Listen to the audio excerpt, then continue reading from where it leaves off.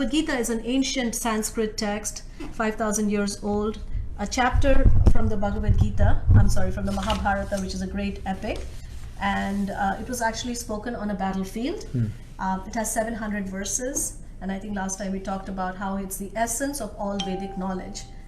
So the first chapter of the Bhagavad-Gita is called, it's the Sanskrit name for it is Vishaad Yoga, which means the yoga of doubt and lamentation.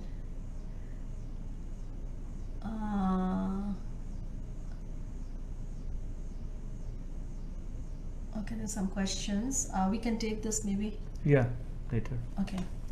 So the first chapter is called the Yoga of Doubt and Lamentation. So it's an interesting name because we generally don't tend to think of doubt and lamentation. So the word yoga, by the way, means to connect. So how is it that doubt and lamentation can be a form of yoga or a way of yoga? And so this is actually the first chapter where we see Arjuna's lamentation, and we see that Arjuna is basically going through a great existential crisis, and that is the first chapter. And usually you can see doubt is an important aspect of a journey. Usually spiritual journey starts with some doubt or some discomfort with our status quo. Usually we grow up in a society where a certain picture of success, certain picture of life, certain expectation of who we should be is painted, and we subsequently pursue that. But at a certain point when things are not going our way, we begin to question this perfect life, this perfect dream, and we begin to question our aspirations and goals. So, and then we start questioning, could there be a deeper purpose to life? So we'll see this journey unfold very, very quickly in this first chapter through Arjuna, and partially through Dhritarashtra and Duryodhana, who are also participants in this chapter. So this is the yoga of lamentation because it opens the door for the doubt opens the door for questioning our existence.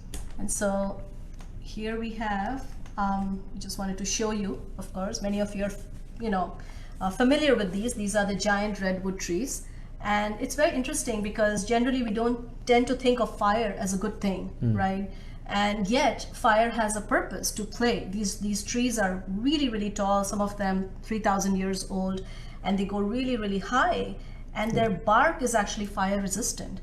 However, when there is a forest fire, these cones actually contain the seeds and they remain trapped in there. So when there is a forest fire, so these seeds, they won't normally germinate by themselves. These cones can fall on the ground, but there is no way for these seeds to come out on their own and germinate. So nature has its own mechanism to facilitate this further progress of life, and it takes the help of fire. And what fire does, it does many purposes here in this germination process. First of all, through the heat of the fire, these cones, they pop open, and these seeds that you see, they come out.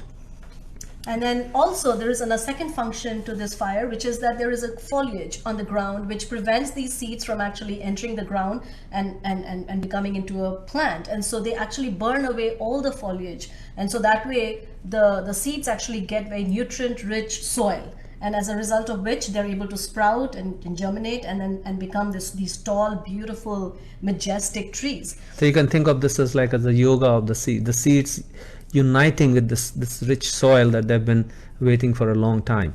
So in the same way, we can understand that all of these different crises that Arjuna is going to go through, and we are going to read these verses in a moment, so you'll see how it progresses. But we see how Arjuna's lamentation and Arjuna's great doubt actually opens a whole portal for him where he's able to understand and implant the seed of self-realization within his heart. So this is just a summary of the Gita. Gita is a complex book, and you can look at it from many perspectives, and this is one way to look at Gita. The contents are divided naturally into these three sections. Like the first 6 chapters, they talk about action and karma and the doer. So the work and the doer, that's the focus of the first 6 chapters, or karma yoga in different phases.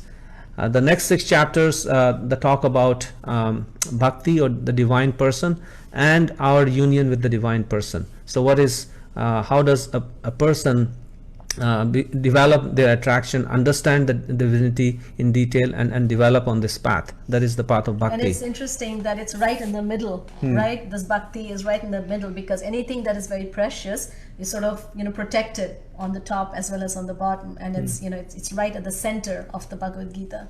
And the third is jnana, which means that go ahead. Yeah, so the jnana, about this knowledge about this world, and different steps how we can understand our situation in this world. So that's one way to What happened? Why is it closed? why is the breakout room closing? Just give us a minute again.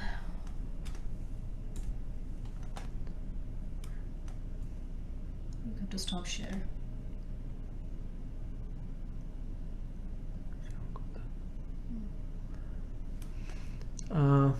I don't know what happened, Radhika. The breakout room is closing, but we'll continue. Yeah, let's just continue. Yeah, they can just listen in English. Okay, so, and this is another way to look at Gita, another perspective to look at Gita. The first 6 chapters is about me or identity. Who am I?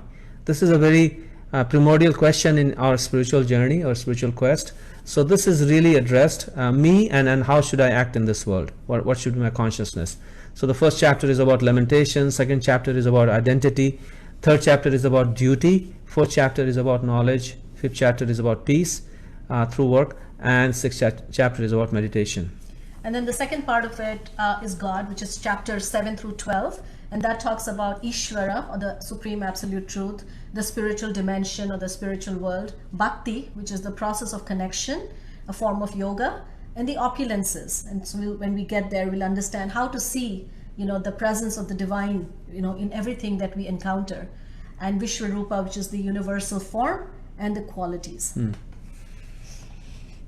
And then the world. I'm sorry, haven't talked about the third one, the world. Yeah, so the third section is the world or the material nature, and Krishna describes in great detail what this material world is, because this is what we're dealing with, our body, the bodies of others, the minds of others. So how do we deal with this world? How do we understand this world? What are the forces of this nature, the good and the evil? This question of good and evil is addressed here. And faith is another important aspect of our dealing with this world and with ourselves. And what binds us, right? Yeah. What binds us in this world, because we want to be free and yet we find there are forces acting upon us. And so that would be covered under 3 gunas, and ultimately surrender, which may seem like a scary word, but Krishna builds it up and brings us to a point where we can let go and let the divine enter into our life. So now we can we wanted to share the verses of the first.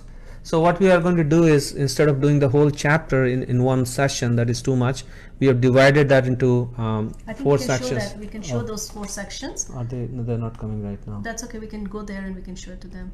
Yeah, so these are the 4. Let me share. Share screen. So this is what we're going to do. So this is our first chapter. So just like the Bhagavad-Gita is divided into 3 sections, the first chapter is going to be divided into 4 sections. And this we are going to do with each chapter. So that way we can pick one section and do it in one day. And so from verses 1 through 11, we are going to, you can actually remember the flow of the chapter by using this acronym, doubt. So this is the acronym for the whole chapter is doubt, and that is the message of this whole chapter.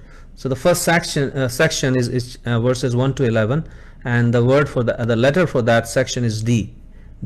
So D for Dhritarashtra or Duryodhana, who are actually blind in different ways.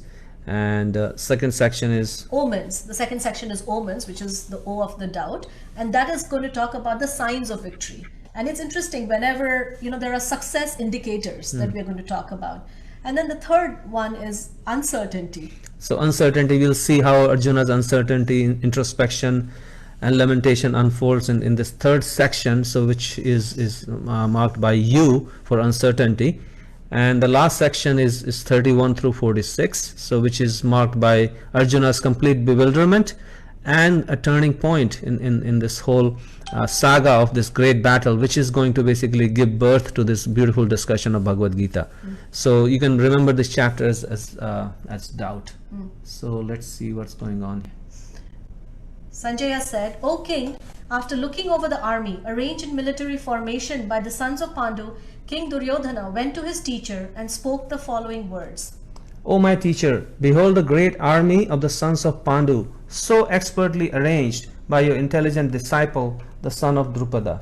Here in this army are many heroic bowmen, equal in fighting to Bhima and Arjuna, great fighters like Yudhana, Virata and Drupada. There are also great, heroic, powerful fighters like Drishtaketu, Chekitana, Kasiraja, Purajit, Kunti Bhoja and Shebya. There are the mighty Yudhamanyu, the very powerful Uttamaja, the son of Subhadra and the sons of Draupadi. All these warriors are great chariot fighters. But for your information, O best of the Brahmanas, let me tell you about the captains who are especially qualified to lead my military force. There are personalities like you, Bhishma, Karna, Kripa, Ashwathama, Vikarna, and the son of Somadatta called Bhurishrava, who are always victorious in battle. There are many other heroes who are prepared to lay down their lives for my sake. All of them are well equipped with different kinds of weapons and all are experienced in military science. Our strength is immeasurable and we are perfectly protected by grandfather Bhishma, whereas the strength of the Pandavas, carefully protected by Bhima, is limited. All of you must now give full support to grandfather Bhishma as you stand at your respective strategic points of entrance into the phalanx of the army. So this ends the section 1, which is marked by Duryodhana and Dhritarashtra. So let's discuss that. Let me go back to the PowerPoint.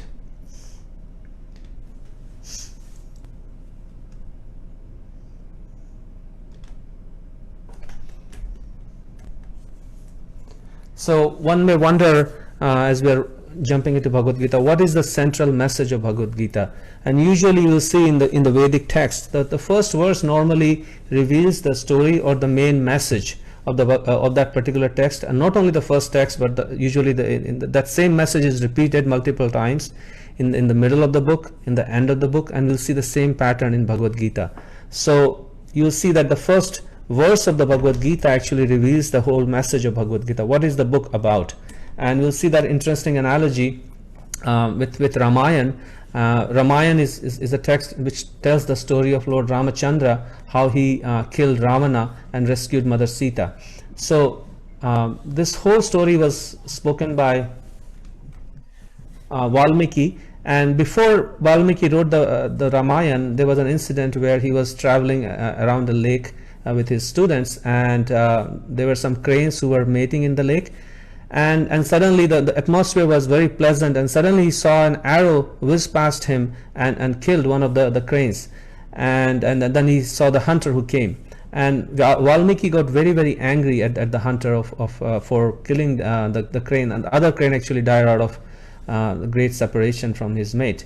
So Valmiki from his mouth uttered a curse actually for this hunter, and he says, Ma nishada patishthantvam agama shashvati sama yat kroncha mithunadekam avadi kama mohita. Basically what this means is, O hunter, may you never rest in peace, agama shashvati sama yat kroncha mithunadekam, because you killed one of the cranes who were mating. And but after uttering this curse, Valmiki felt really bad. He said, I mean, he was feeling that why did I curse it, and especially the hunter, that you never rest, never again attain peace. So while he was lamenting and feeling deep sorrow, Brahma appeared and he said, son, don't worry, this verse that you uttered is actually the story of Ramayana, because you are a great sage and whatever comes from your mouth. And so this verse actually says the story of Ramayana in the same way, if you interpret it. And he said that Ma Nishada, which means Ma is Lakshmi, and Nishada means one who rests. So that is the chest of Lord Narayan. And so, O Lord Narayan, your glory may be spread for infinite time. And Yat Kroncha Mithunadekam means that Mandodari, Ravana's wife, her grandfather was named Kruncha. So Mandodari is also known as Kroncha, and so is Ravana. So what this means is, O Lord Narayan, you're going to kill one of the Kronchas who is basically affected or overcome by lust for Avadi Kama Mohita, for Sita. So in this way, this verse, which was spontaneously uttered by Valmiki, became the whole story of Ramayana. And this is the first verse of Ramayana. And not only that, this meter in which this verse is spoken, it's called Anustup, and it forms the meter of all the verses of Bhagavad-Gita, all the verses of Ramayana, and most of the verses of other Vedic literatures. So we'll see the same parallel here, because we will see the Dhritarashtra, who also spontaneously speaks this first verse of Bhagavad-Gita, not realizing what he's saying. In one sense, he's revealing the purpose of the Bhagavad-Gita. It says, Dharma kshetre, kurukshetre, samaveta yuyutsava, mamaka pandavas chaiva, kim akurvata sanjaya. So the very first word of this book is Dharma. And then that reveals that what is this book about. And the word Dharma comes from Sanskrit root Dhri. Dhri means to hold, or the nature of something, which holds something which holds the nature of something. So just like the nature of sugar is sweetness, because without sweetness there is no meaning to. The sweetness holds the dharma of sugar. So similarly, we all have the universe as a dharma, or set of laws, and we have, as a being, we also have a set of dharma, or our essential nature.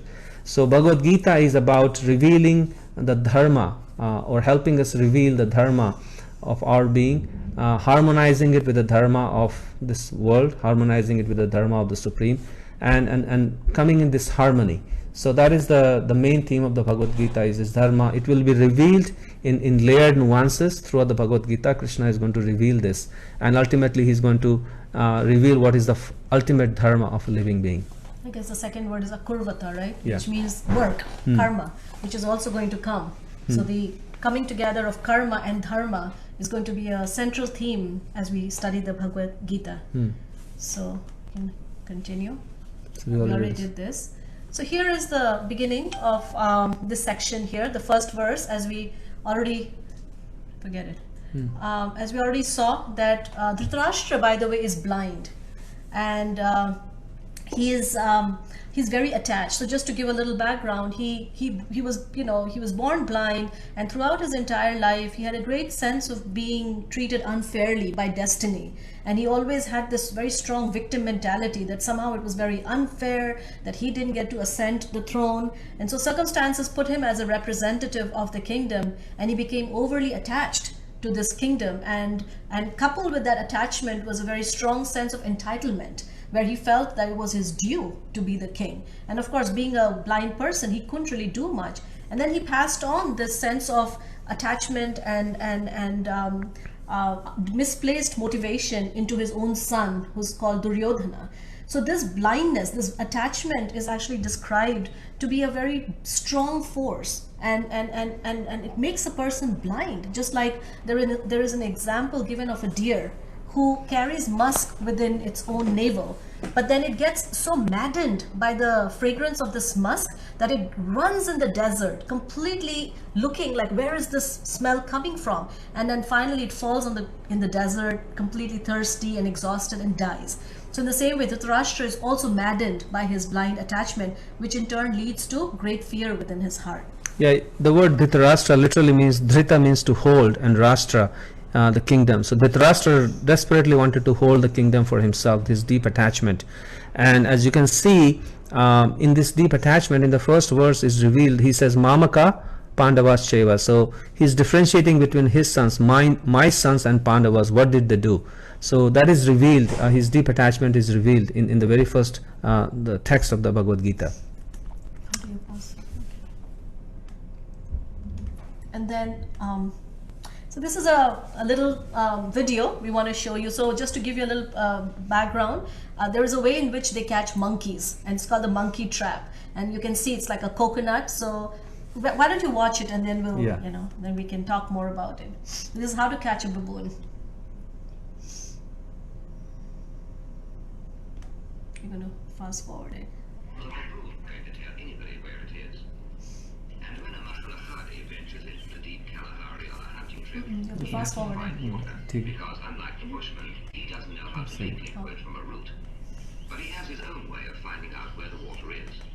First, he laboriously drills a hole in a giant ant heap when he is sure a baboon is watching him, because he knows baboons are incurably inquisitive.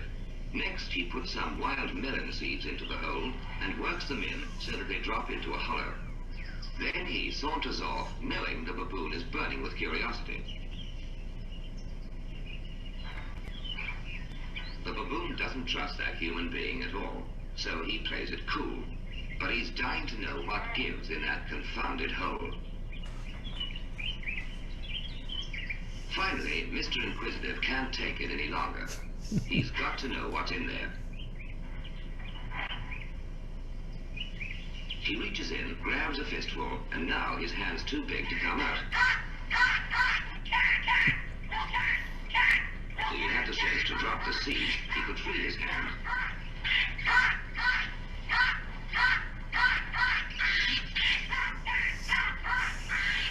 Now he lets go when it's too late.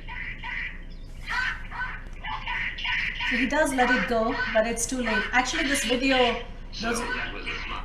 so those of you who are interested, you can actually continue to watch it. This whole catching of this baboon is actually to get water, because the baboon knows where the water is. But anyways, just to make this point that we are also sometimes like this monkey. We may sit there and go, hey, come on, just let go. You know, you'll be free. But then in the same way, we see that Dhritarashtra, you know, Krishna actually personally comes and speaks with Dhritarashtra and Duryodhana, and actually gives them such good counsel. And there are people in his own, you know, kingdom who gives him such good counsel. And even his own wife, she tells him that, you know, just let go. But he's completely unable to let go. And as a result, he always feels like a victim. And this great fear grips him that somebody is going to come and take everything from him. And in the end, he actually loses everything. He loses his 100 sons. He loses his kingdom. He loses his own, you know, everything that he had is completely lost because of his inability to let go. So from Dhritarashtra we can learn few things actually. One is like this whole mentality of not letting go. The other thing that we can learn from Dhritarashtra, which makes him blind, is this me and mine mentality. And the third thing we can learn from Dhritarashtra is what not to do is this victim mentality. So these are the three things that actually makes Dhritarashtra completely blind, and we can avoid those pitfalls in our own life, in our work situation, wherever we are in our relationships. So Dhritarashtra has been a great teacher in that way. How do I share? Okay, share screen. So there's a very nice quote. Let's see. Enough way to By Brené Brown. So this is like a life sutra for us to meditate on. So when we deny our stories, the stories define us. When we own our stories, we get to write a brave new ending. So this is by Brené Brown. And what this means is that Dhritarashtra, his entire life, he was never able to own his life and come face to face with it and accept it. And then work from there. Instead, he continuously denied, you know, what was real in his life, and blamed everyone, and was continuously feeling very bitter and angry and resentful, and he always wanted to take revenge. And so as a result, he was just dragged by the forces of his own anger and resentment. So right in the beginning, the Bhagavad-Gita is saying that, you know, let's face reality, and it's okay. There is sadness within our heart, there's grief within our heart. That's all right, but we don't get fair share of things in this world, but we are ultimately responsible for who we are and where we are in life. So kindly mute yourself. And if you have any reflections or questions as we are going along, please feel free to put it in the discussion box. So in this next section, which is unfolding, we will see how Duryodhana now comes into play, and he's revealing what kind of person he is. So I just wanted to add one more thing. It's just like right now, you know, it's a good time to think about this principle, that right now we are all feeling very helpless in our current situation of being quarantined. Many of us cannot do the things we always want to. We have a certain idea of what normal should be, what I am entitled to, and yet it's not happening. So it's a good time actually to apply this principle, to accept it and not to fight it or deny it or to feel like a victim, but to see what I can do with this, right? Own the story. Yeah. And so first we observed the blindness of Dhritarashtra. Now we are going to observe the blindness of his son Duryodhana. So Duryodhana is saying out names, and he is going to his teacher and trying to encourage his teacher to fight with his best. So now he's giving out all these names, Bhishma, Karna, and all. You can see the first few sections. Sometimes people get bewildered. The first chapter, there's nothing but names, but there's a whole bunch of messages lessons we can learn from this reciting of these names. Names. What's in a name? Yeah, and it's I find this very interesting because, you know, just many times when we ask new people, do you read the Bhagavad-Gita? They kind of get really, like you were saying, the first chapter stumps them. Like, what's going on there? And so, yeah, these are names of great warriors, but what is the underlying motivation because of which Duryodhana, who is the son of Dhritarashtra, why is he quoting these names? Because he thinks he has, you know, he's projecting, and there is a word for this, it's called his overconfidence, which stems from great insecurity. So he's like really like showing off and saying, hey, I got these warriors on my side, and I'm no one can defeat me now, right? And there is no way that, and so he's quoting all these different names and trying to show that, you know, he has all of these people, and so victory for him is certain. So it's kind of a mentality that is very common in a person, that okay, I got my bases covered. This is what these names represent for Duryodhana, that I have these people. And you can see in the last verse, basically he says in 11th verse, he says that my strength is actually much more than in the Pandavas, and I'm well covered by Bhishma. So this is he's taking shelter of names.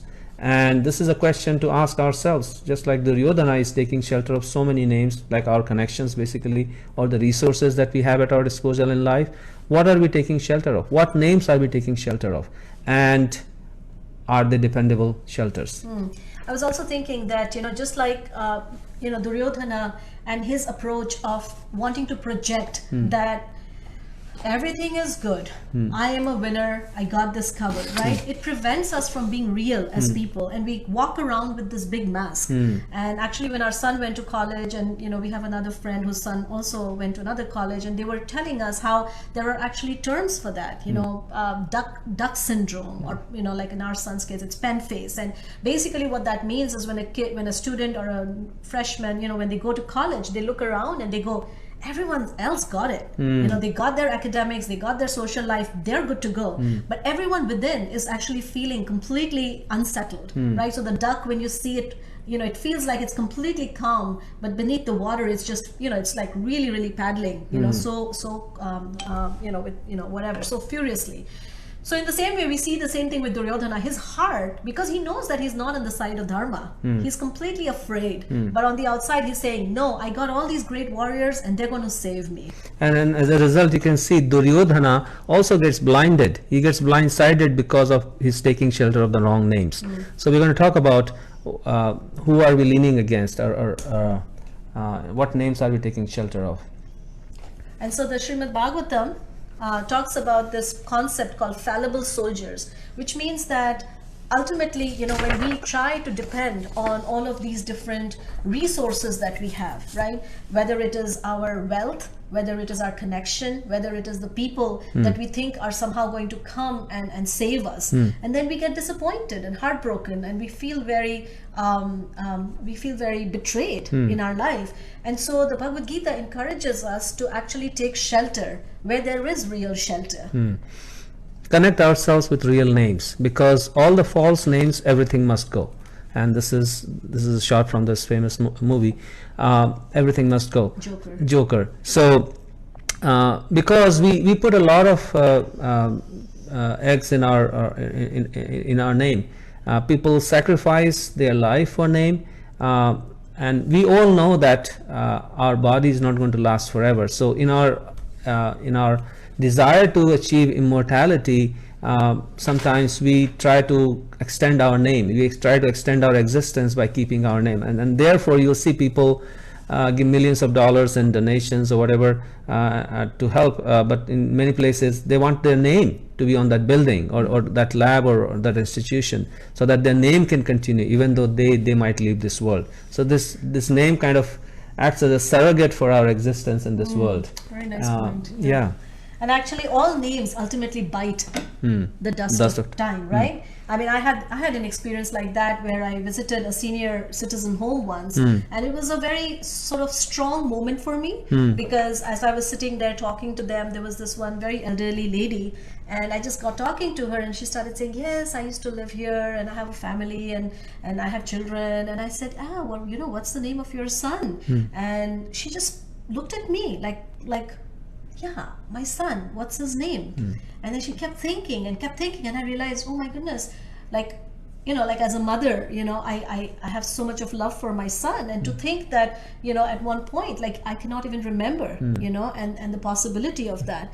And of course, we do know that sometimes we may not even be able to remember our own names. And our own teacher, Prabhupada, A.C. Bhaktivedanta Prabhupada, when he took up the renounced order of life, he wrote a beautiful poem where he talked about the same idea. He said, where are they? Where is my mother and where is my father? And he said, and then he ended that poem by saying that all that I have been left with is just a list of names. So this is some words from Prabhupada about this world of names, and just some wisdom from him. Actually, the spiritual spark, living entities, have no material names or forms. But in order to fulfill their desire to lord it over the material nature, energy of material forms and names, they're given a chance for such false enjoyment, and at the same time, they're given a chance to understand the real position through the revealed scriptures. The foolish and forgetful living being is always busy with false forms and false names.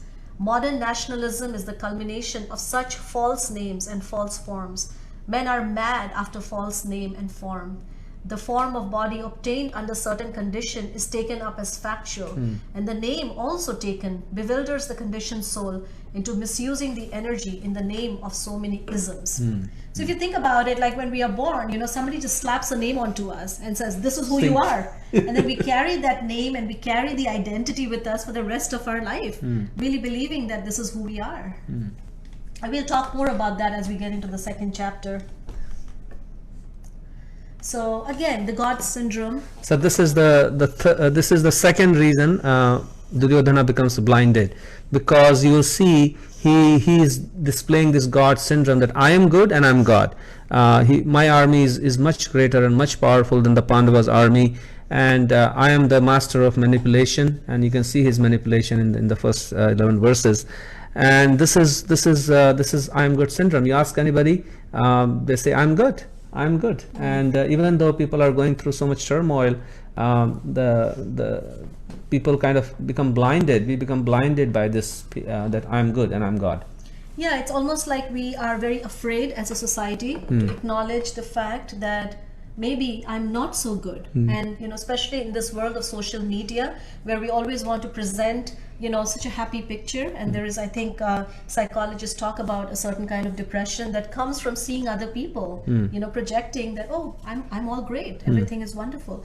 But beneath all that, and I think it was Emerson who said that men lead lives but of quiet desperation. So beneath all that, there is a certain kind of emptiness that we all experience, which unfortunately we are not able to sometimes talk about or express, and as a result we tend to feel very disconnected from ourselves and also from others. And so the Bhagavad-Gita actually starts at a very honest and authentic place, and it says that before we can talk about spiritual subjects, we have to first acknowledge the fact that something is amiss, that there is a pinprick in society at large, and we have to come face to face with that. And that is the beginning of the first chapter. Otherwise, what happens is that either we spend our life in acquiring these assets and the connections and the resources. We think, okay, I'm not good yet, but by acquiring these resources and everything, I will be good, or I will be good enough to get whatever I want and enjoy in this life.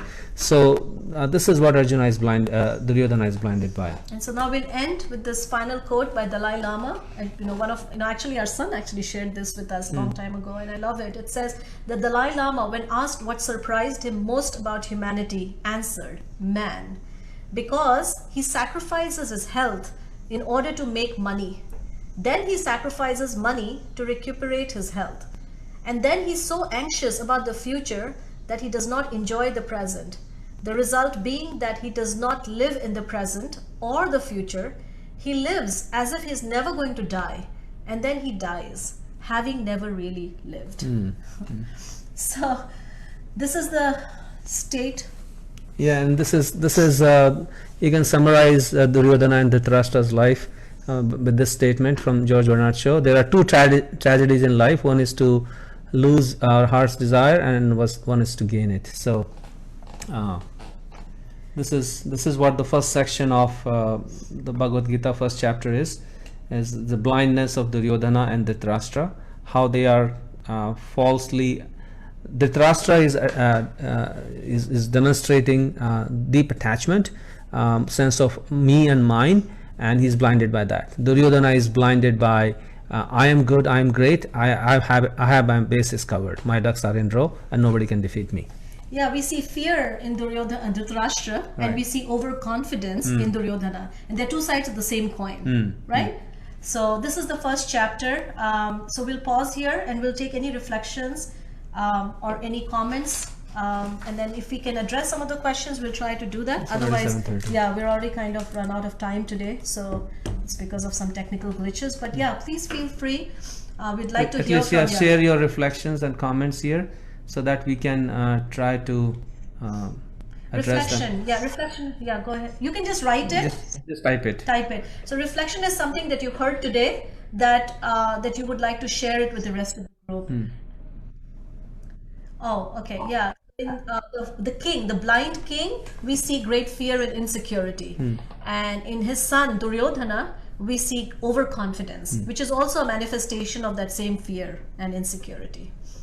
So hope that helps. So the reason why we are requesting everyone to share their reflection is because, like I said in the beginning, it's a process of inhalation and exhalation, and when you share it with the rest of the group, then it helps the other group also to consolidate what we just heard. Very nice, Eric. I like the fear idea, the fear and overconfidence. Thank you, Anshul. Yes, segregation. I have a question.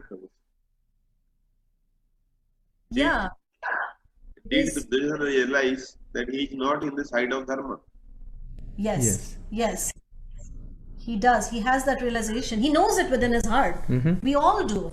When we are not aligned properly, and Because Dhritarashtra says, that's why he says Dharma Kshetre Kurukshetre, because he's afraid of the influence of this holy place called Kurukshetra. He's afraid that his sons will get a negative effect, and the Pandavas will get a positive boost from this holy place called Kurukshetra. Lokaprabhu, this is Sashi. yes, Shashi. Can I just ask a question? I mean, it might be Just type it quickly. might be a longer to Okay, type. go ahead, Shashi. Go ahead. Since we are done with the seminar, it's okay. Go ahead. Yeah. So, I mean, what I was thinking, just to play the devil's advocate here, I mean, when you said that Dhritarashtra had this problem of letting go, we already kind of know the story. That's why kind of we take it in a very biased way and not look at a very objective way. So why shouldn't we think from the other side that why didn't Pandavas let it go? Because at the end of the war, it seems like they didn't gain much. They lost their children, they lost their relatives and friends and everybody. And at the end also, it feels like they didn't ascend to the heaven, right? So in the bigger picture, I feel like they didn't gain anything too. So why don't we look at from the other side that why didn't Pandavas let go? It's a great question, Shashi, and this is precisely what Arjuna is going to ask, because Arjuna actually wanted to let go. He wanted to walk away from it all. So this is actually the big conflict or the big tension in the Bhagavad-Gita, to what is it, to do or not to do, right? That is the big question. So in one sense, we are seeing Duryodhana and Dhritarashtra completely attached, and then naturally then we would conclude based on that, so the solution is to just drop everything, right? But the Bhagavad-Gita synthesizes between the two, between attachment and that's where the nuances of dharma will unfold. So what is dharma? How do we harmonize ourselves to this universe, to the supreme from where we come? So all this will be revealed, and your answer to your question is deep. So just wait and watch how this whole story unfolds. Okay, just 1 second. We're going to mute you guys here. Yeah, keep speaking. Yeah. So letting go was demonstrated by Arjuna right from the beginning, and Krishna didn't let him go. And Duryodhana and Dhritarashtra were given ample opportunities to get their fair share and let it go, but they didn't let it go till the last moment. There is a time to let go, Yeah. and there is a time to get on the chariot and Yeah. engage in work that is yoga, and that is actually coming up in the second chapter, how work can be performed as a form of yoga, because Arjuna really wanted to do exactly what Shashi Prabhu, what you are recommending. Why he wanted to just walk away. So yeah. And Delia, you were asking why Bhagavad Gita was spoken on a battlefield. No, Yeah. she's saying that we made that point Oh, yeah, yesterday, but yes. she has another question which I really like. She says, my reflection, there are no names for our true selves. It makes me wonder what life is like outside of the body, because everything we know involves a name here. Yes. It's such a good question, such a good point. And Yeah, and that is what we are trying to uncover this through this chanting, this transcendental sound. We will begin to realize our true spiritual nature, and in the spiritual realm also there are names. It's not that realm is free from names, but they are not temporary names. In this world, the names are temporary, and they actually ultimately have no meaning. Anybody can change their name, anybody can change their position in this material life, and it doesn't really ultimately satisfy us. So the spiritual name and spiritual form is ultimately satisfying, and it's permanent. oh, that question was from Daryl and Ashley. Okay, thank you for clarifying that. Giving up is not the same as letting go. Sometimes it's hard to see that in a battle. Strength of numbers of friends and likes on social media. Parish, thank you very much. I really like that. That seems to be our new reality now. So how do we know when is the time to let go and when is the time? So that again, for us to get to know that, we have to first understand our spiritual identity, and we have to be situated in that identity, and then we have to, so there is a whole process. So again, we have to just wait for this whole course to unfold, and then it will become. Arjuna will guide us through that question, because he's going through that struggle right now. Okay, so Okay. thank you so much.